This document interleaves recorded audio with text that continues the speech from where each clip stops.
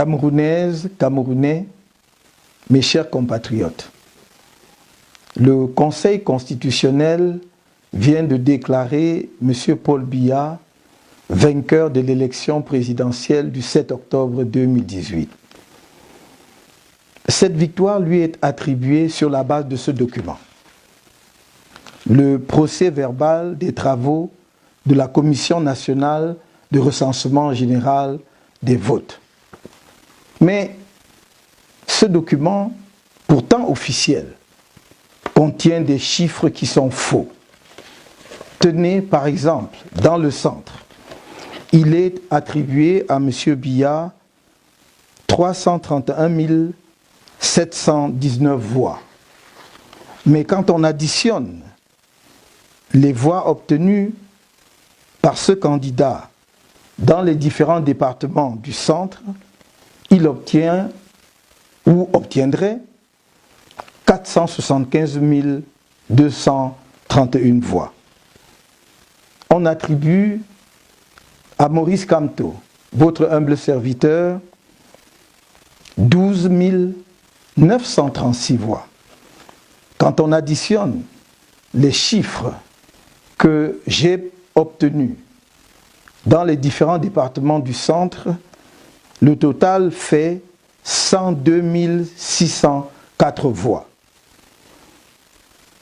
On attribue au candidat Libby Cabral 33 306 voix.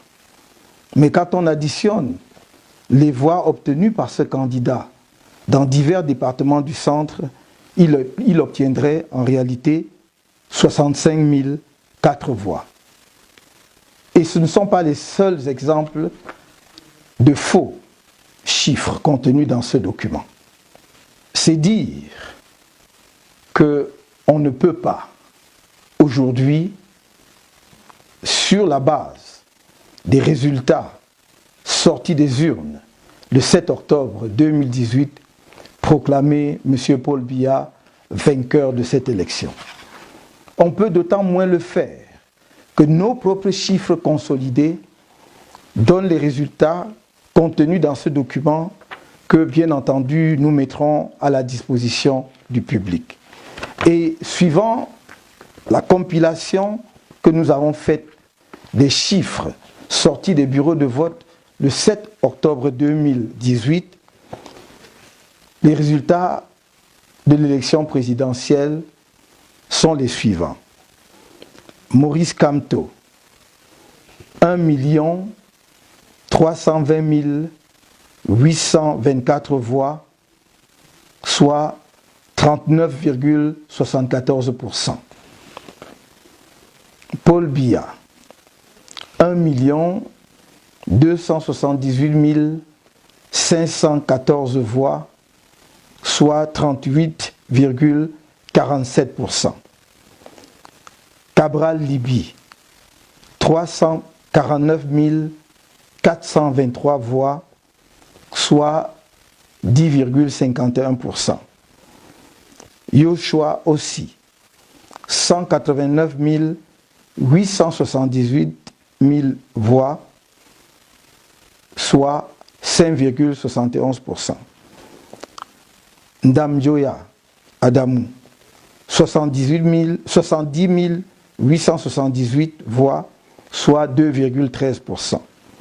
Garga Aman Hadji, 1,75% correspondant à 58 248 voix.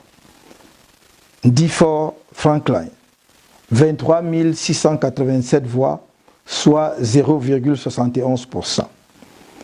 Serge Espoir Matomba, 19 704 voix, soit 0,59%. Akere Mouna, 12 262 voix, soit 0,37% des voix. Au regard de ce que je viens de vous présenter, je suis amené à faire la déclaration suivante.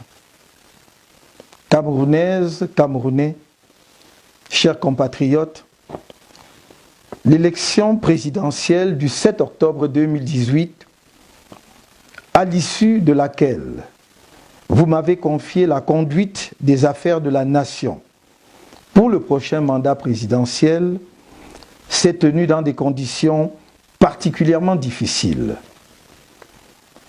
Elles ont été régies par un code électoral non consensuel contenant plusieurs dispositions favorisant les fraudes massives, organisées par une institution à l'indépendance douteuse et supervisée par un conseil constitutionnel dont la quasi-totalité des membres sont des militants du parti au pouvoir, le RDPC, tous nommés de façon discrétionnaire par le président sortant.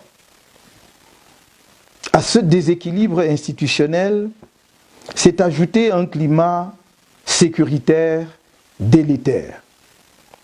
Aux menaces d'attentats de la secte terroriste Boko Haram dans l'extrême nord du pays s'est ajoutée une crise politique aiguë qui, mal gérée par le régime, a dégénéré en un conflit armé dans les deux régions anglophones du pays. Aucun candidat n'a pu y battre campagne et les conditions de sécurité n'ont pas permis aux populations désemparées et abandonnées à elles-mêmes de participer au scrutin. Comme d'habitude, l'élection a été émaillée de nombreuses irrégularités et de fraudes massives et franchement barbares avant, pendant et après le scrutin. À ce sujet, j'invite chacun à consulter le document intitulé « Ce que les Camerounais doivent savoir sur le scrutin du 7 octobre 2018 » disponible sur notre site officiel.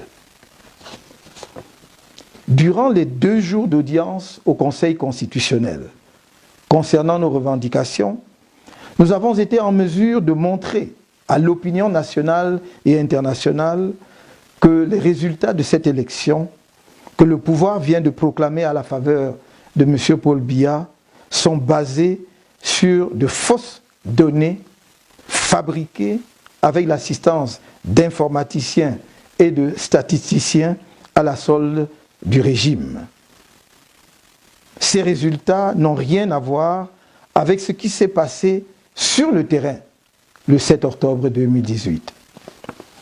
À cet égard, durant l'audience du 17 octobre devant le Conseil constitutionnel, alors que mes avocats exigeaient d'obtenir les originaux des procès-verbaux des commissions départementales de supervision des élections sur la base desquelles est effectuée la compilation des résultats, le président de la Commission nationale de recensement des votes a présenté 5 procès-verbaux sur les 32 demandés qu'il a refusé de produire à ce jour et qui sont du reste tous des faux.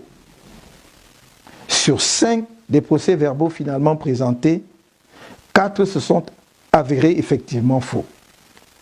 Mes avocats ont également demandé les bordereaux d'émargement qui sont des documents annexés aux procès-verbaux des commissions locales de vote.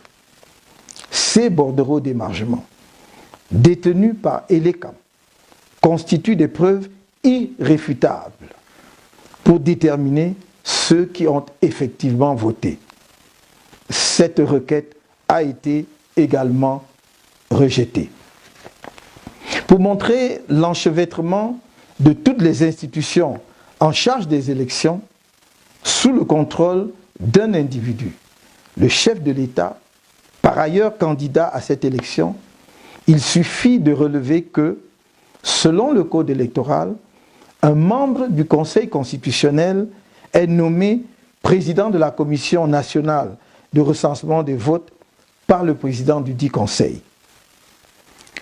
Ce dernier, ainsi que tous les membres du Conseil constitutionnel, sont également nommés par le même chef de l'État.